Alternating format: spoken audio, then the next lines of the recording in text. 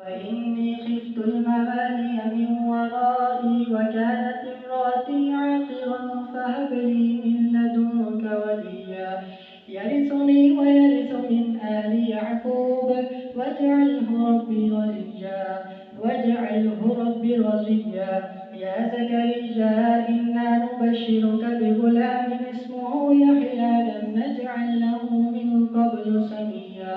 قال رب أنى يكون لي غلام وكانت امرأتي عاقرا وقد بلغت من الكبر عتيا قال كذلك قال ربك هو علي هين وقد خلقتك من قبل ولم تك شيئا قال رب اجعل لي آية